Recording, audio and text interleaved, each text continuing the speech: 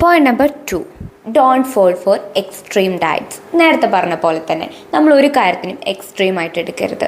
നമ്മളെപ്പോഴും നമുക്ക് പറ്റുന്ന രീതിയിലുള്ള, നമുക്ക് എപ്പോഴും ഫോളോ ചെയ്യാൻ പറ്റുന്നുള്ള ഒരു ഡയറ്റായിട്ട് ഫോളോ ചെയ്യായിരിക്കും എപ്പോഴും നല്ലത്.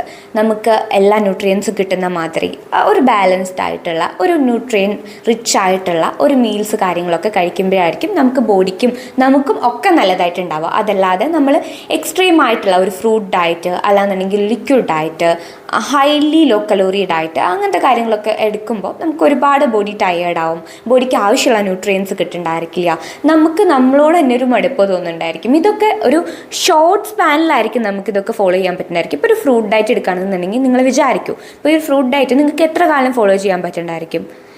കൂടിപ്പോയാൽ ഒരു 2 ആഴ്ച, അല്ലെങ്കിൽ അത്രയും പോട്ടെ, ഒരു മാസം. അതിൽ കൂടുതൽ ഫോളോ ചെയ്യാൻ പറ്റുന്നവരുണ്ടായിരിക്കുമോ? അല്ലെങ്കിൽ വെജിറ്റബിൾസ് മാത്രമായിട്ടാണെങ്കിൽ. ഇങ്ങനെയൊക്കെ ചെയ്യുമ്പോൾ നമ്മുടെ ബോഡിക്ക് ആവശ്യമായിട്ടുള്ള ന്യൂട്രിയൻസ് നിങ്ങൾ കൊടുക്കുന്നില്ല. ഡയറ്റിംഗ് എന്ന് പറയുന്നത് ഇത്ര എക്സ്ട്രീം ആയിട്ടുള്ള ഒരു കാര്യമല്ല. ഡയറ്റ് എന്ന് പറയുന്നത് ഒരിക്കലും എക്സ്ട്രീം അല്ല. ഡയറ്റ് എന്ന് പറയുന്നത് നിങ്ങൾക്ക് ആവശ്യമുള്ള ന്യൂട്രിയൻസ് എല്ലാം അടങ്ങുന്ന മീല് നിങ്ങൾക്ക് ആവശ്യമുള്ള രീതിയിൽ